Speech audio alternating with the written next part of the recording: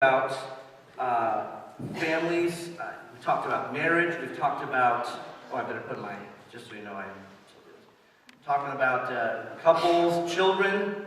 Well, one of the things that's hard is that for sometimes there are people who maybe were married or have not been married, and they kind of wonder where do they fit in the whole scheme of things, when so many churches are very much organized towards the idea of marriages and families and so forth. And here they are, and they're not sharing of that.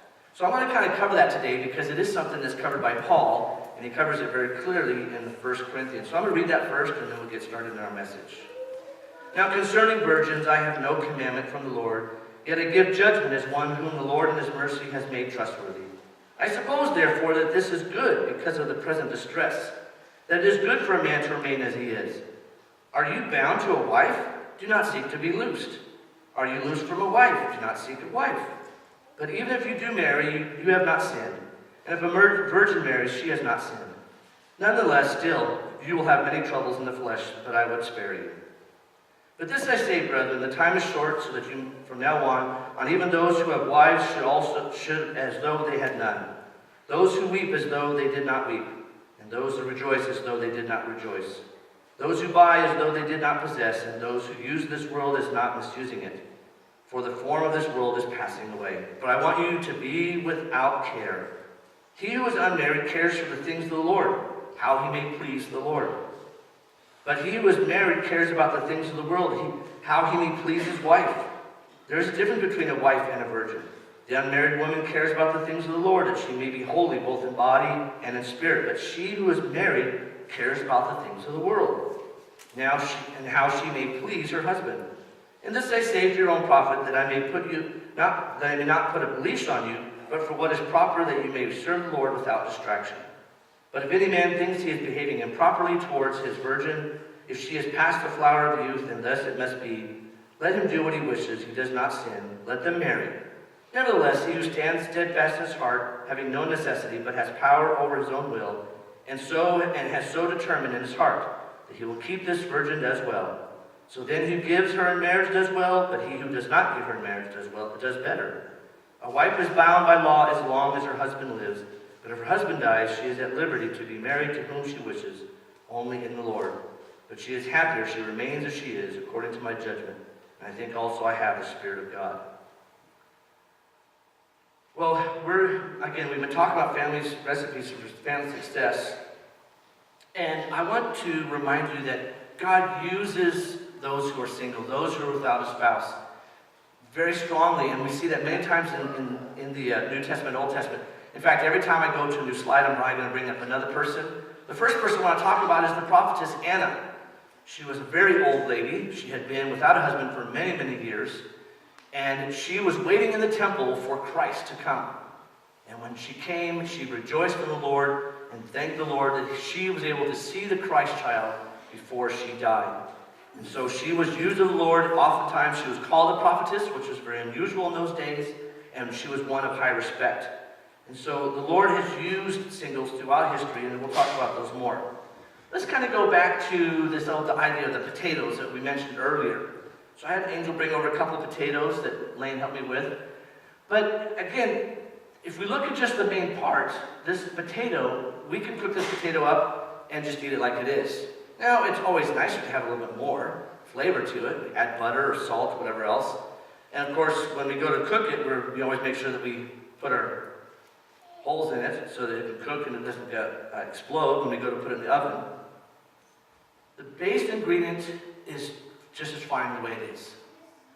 But most of us add chili and cheese and onions and all that sort of stuff. But what's important about potatoes, and if you've ever had one that's not cooked well, it doesn't do well, does it? It tastes not good at all. So in this thing, we're going to be talking about and focusing on the cooking time, the timing of getting something done. Because that's a lot of times when it comes to being single, it's about timing.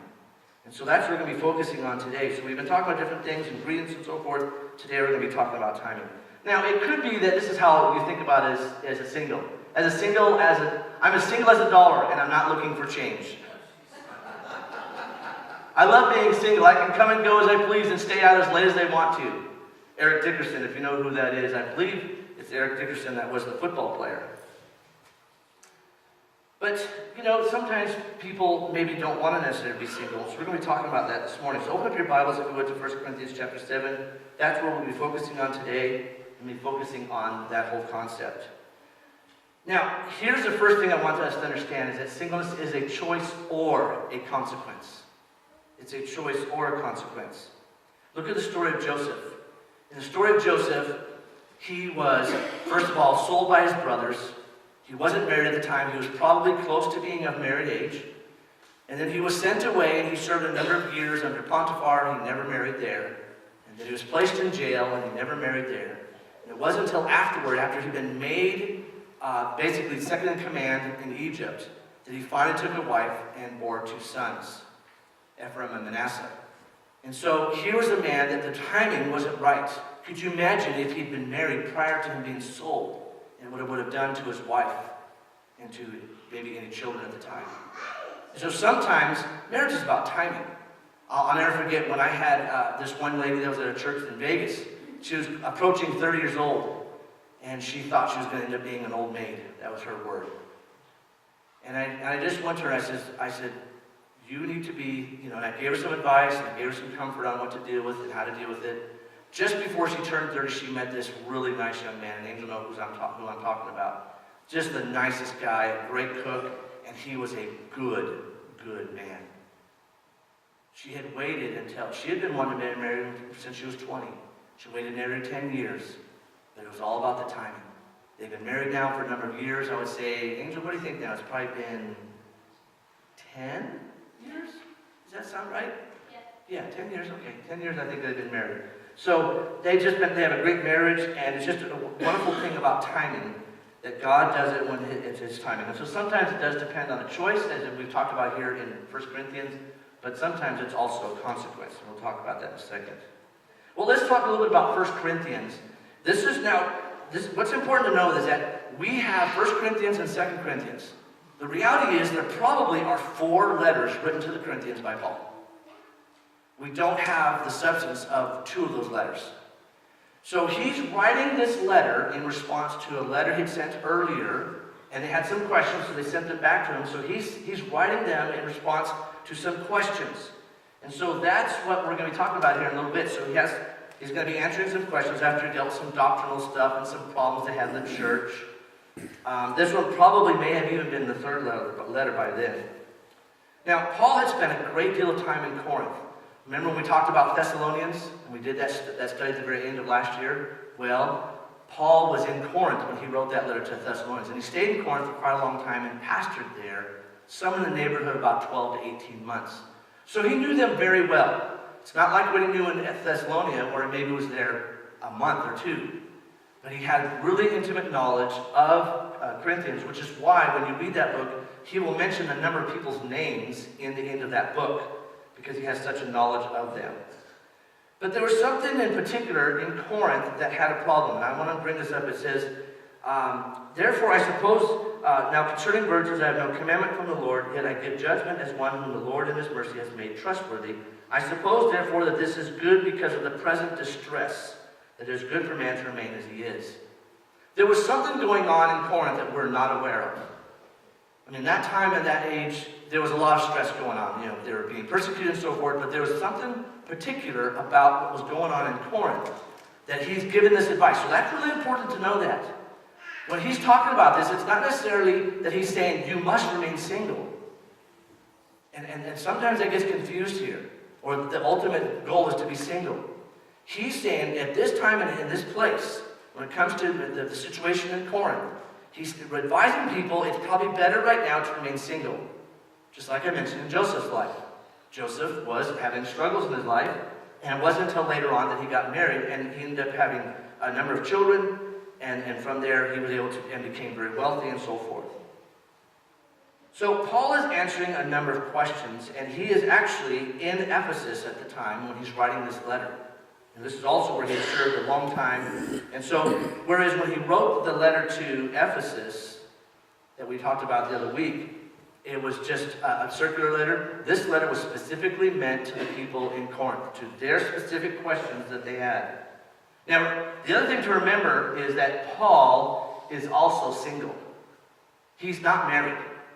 And that's why he mentions it a number of times. It's better to not be married, because then you can focus on the things of the Lord. So these are some of the things that we know that he's answering questions, because he starts by each of these sentences with this, now concerning. And he does that 5 separate times, answering these questions. Man-woman relationships, unmarried sisters, knowledge and judgment, spiritual gifts, and financial offering, which he's going to be asking them to collect. So we know that he's answering some specific questions that they had sent him. And so that's what he's doing right now. So he's going to answer their first 2 questions. Now, there may have been more questions that he had in here, but these are the ones that are most important. And here's what he didn't want to do. He didn't want it to be this.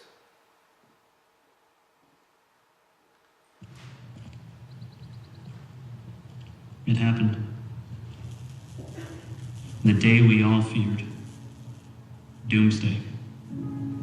The end has come. And by some cruel twist of fate, every remaining survivor is a couple. Dating, married, as in the days of Noah, they survived 2 by 2. Everyone, that is, except me. I am the last single man on earth.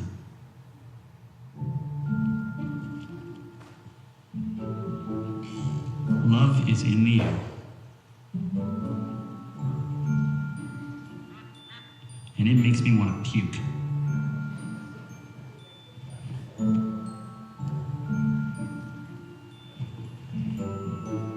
I am the ultimate third wheel. The thirdest third wheel in the history of third wheels. I live in a third wheel country. I thought the worst part of the apocalypse would be famine or disease or radioactive zombies. Nope.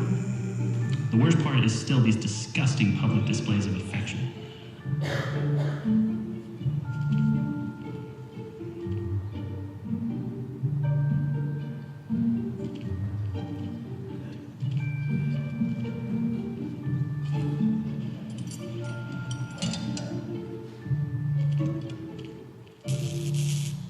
I don't like what I've become. If we want to survive the winter, somebody's going to have to climb back in there and turn the power back on. Any volunteers?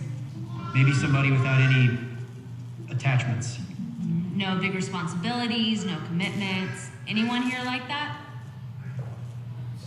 What's everybody looking at me for? It just makes sense.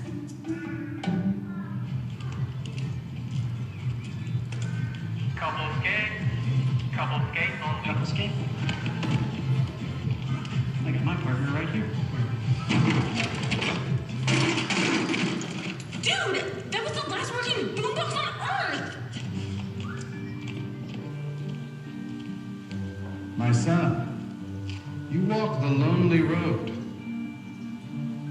The way of the lone wolf is not without its blessings. You must embrace your path. Find peace in your solitude. Maybe you're right. If you cannot find fulfillment where you stand, you will not find it where you go, for you carry what you have to your destination. You know what? You're right. I'm alive. And I have my health. I have a lot to be thankful for. And seeing how well you're doing on your own, it makes me feel so much better. You ready, sweetie? Yes, dear. Can't miss couples skate.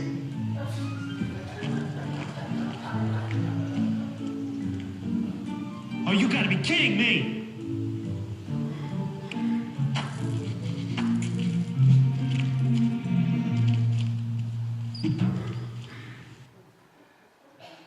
So in our society, this is kind of the way it's been treated, that single people are kind of an anathema. They're kind of like scorned, that being single is something that's not preferred and something that's not good. And so that's kind of, that was the whole point of that. And that Paul does not want to bring that with this letter. He's saying it for a time. It's best that you remain single for the present condition that you're in. Now, at the same time, though, he does say, be single.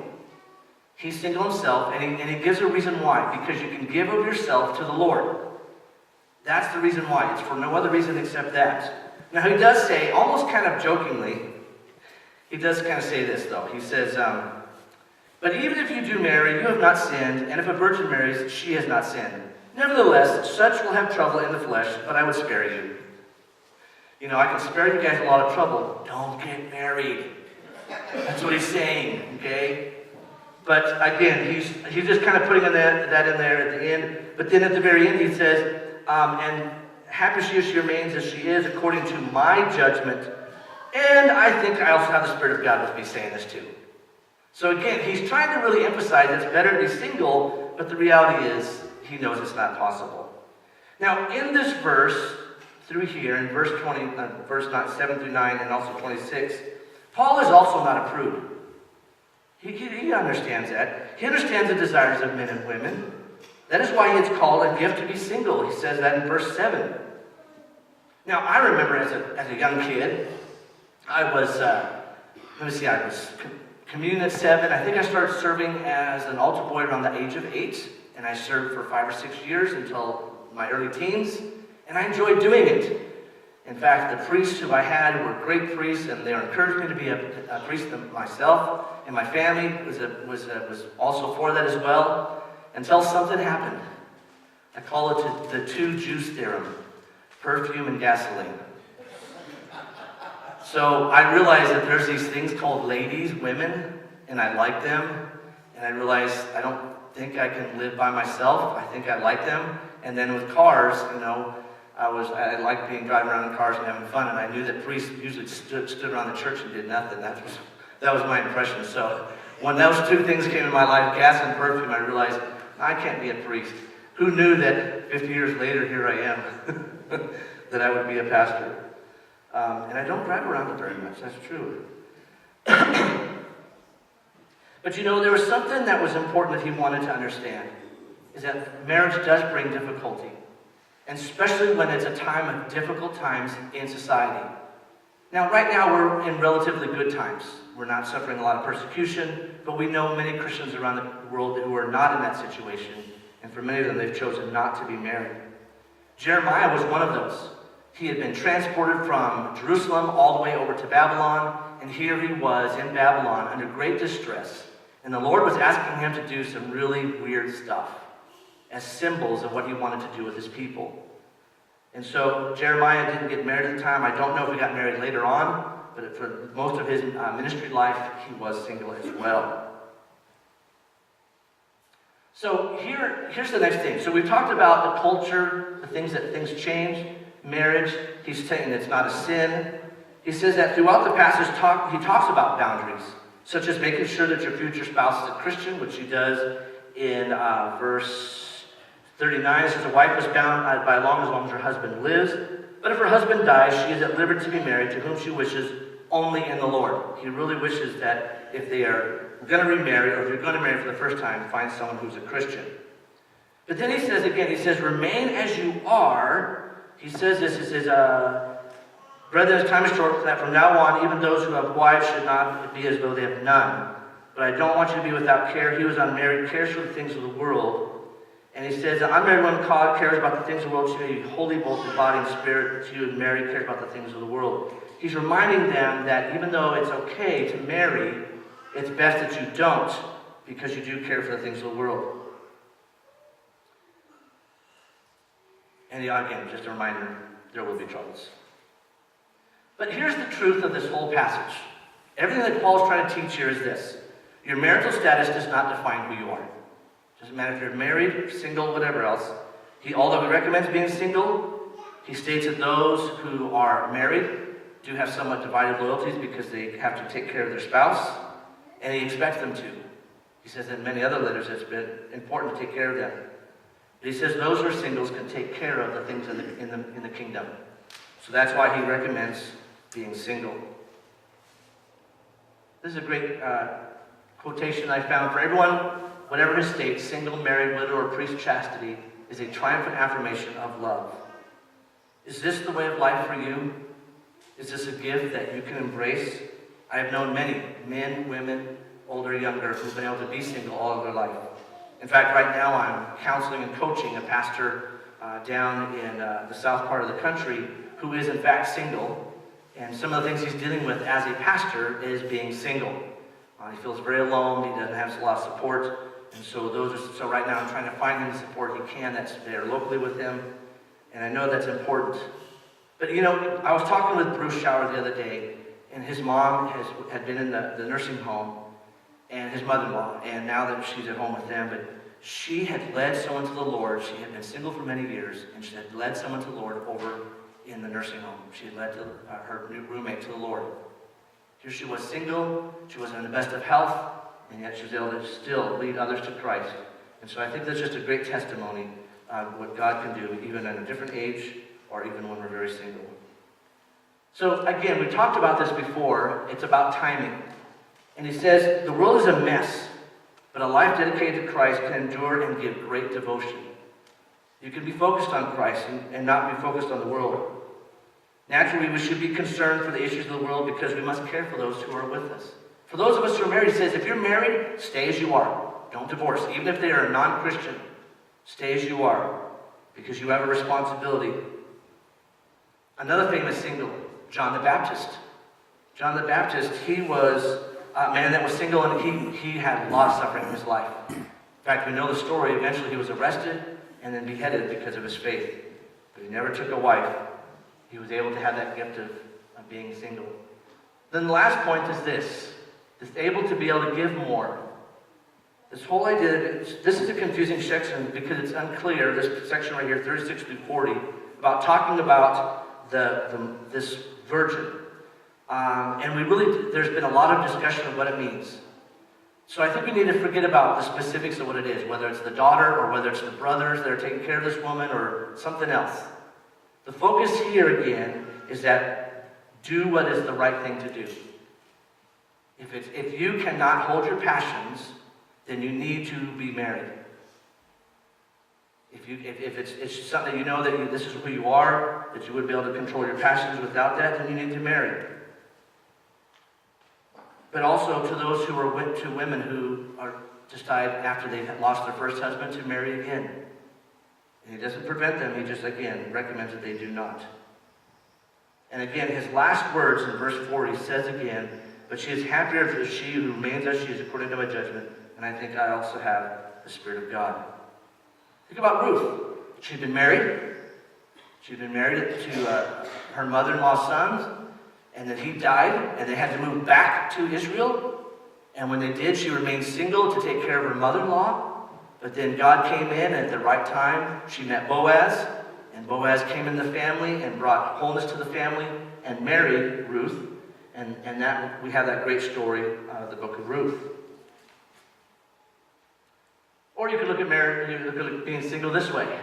People ask me, why are you single? You're attractive, intelligent, creative. My reply is, I'm overqualified. I have the next video here. It's actually 2 clips of a video. That's very interesting. This young lady had been struggling with finding the right man, and so she decided that she needed to make a list of all the things that she thought were important. Oops. Heather brought me her list of requirements, so let's check them out. He must be between 30 and 45, financially stable, no kids, 5'10" or taller, no hookups or flings, ready to settle down, no roommates, no smoking, must love dessert, and can't be anti-sugar. What's the deal with the desserts? Well, okay, that's a really important one because I'm the founder and CEO of my own frosting company.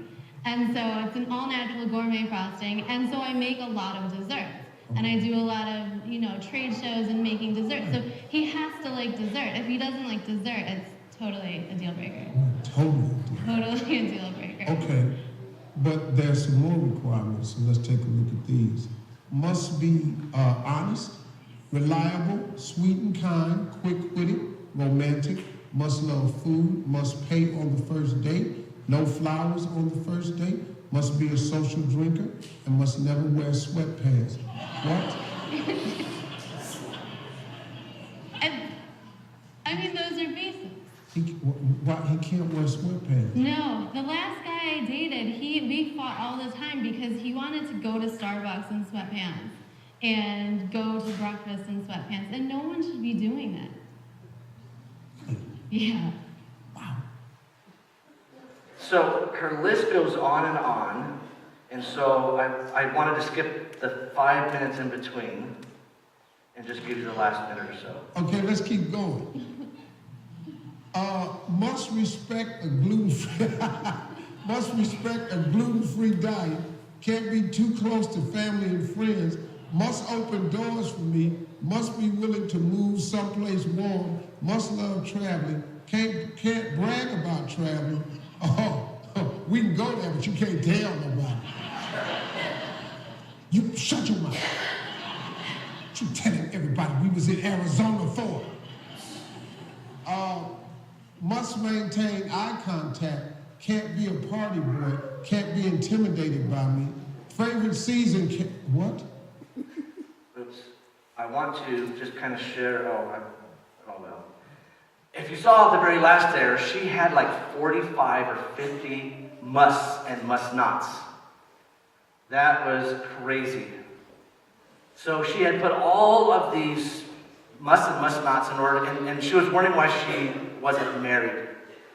And so Steve Harvey at the very last part of it says, "Do you like being alone?" And she goes, "Yeah." And he goes, "Well, get used to it."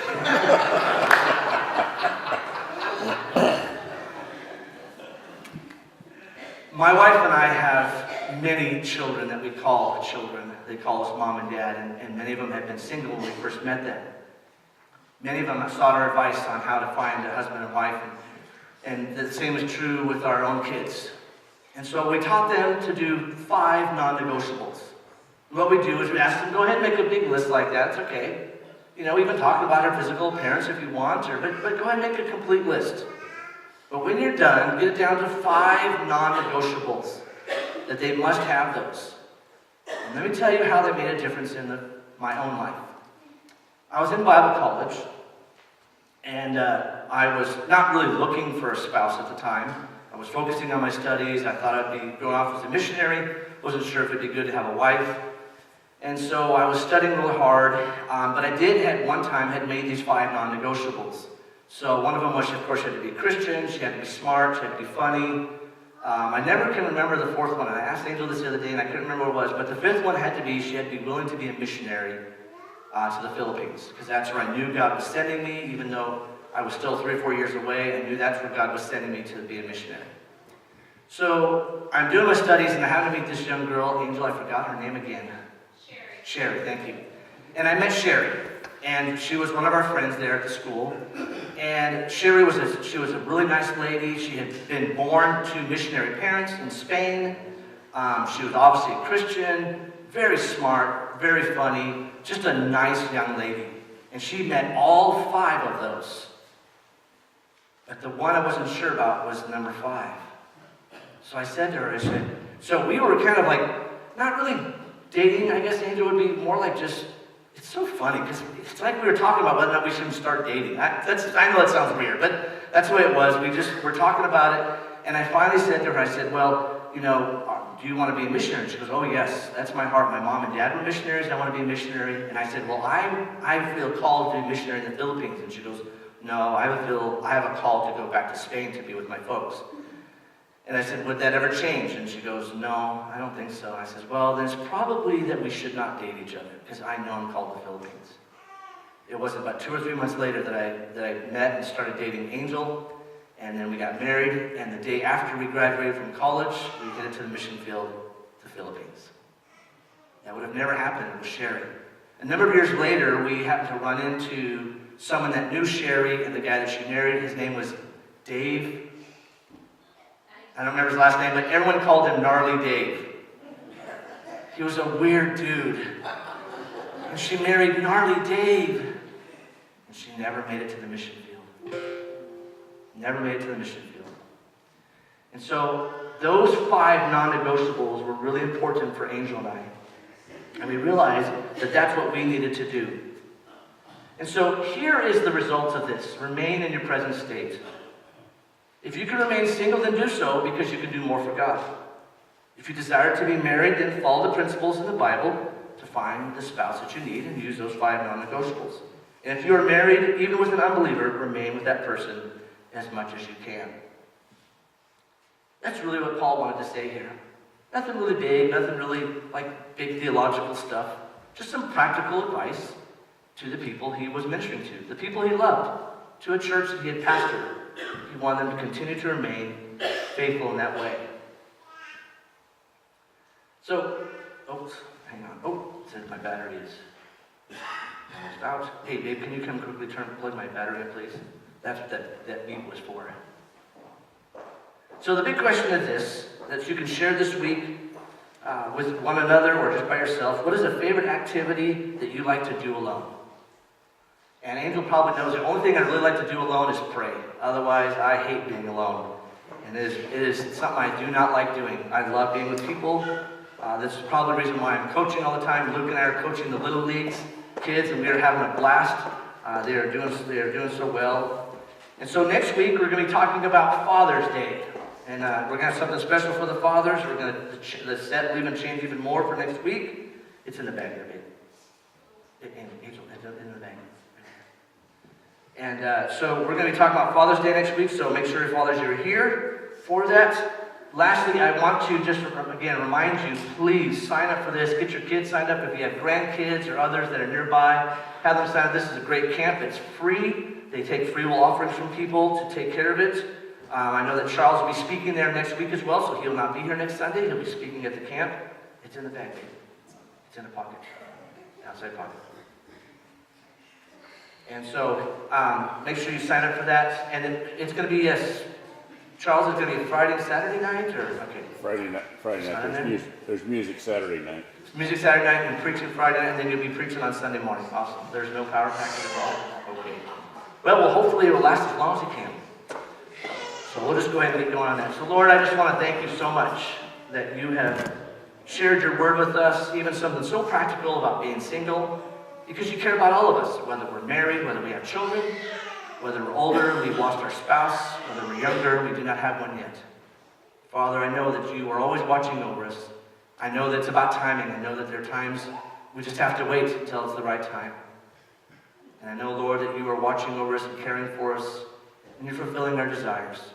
And while we're single or whether we're together, that no matter what, we can still serve you and give you glory and praise. In your most holy name we pray. Amen. Let's stand for this last song, 5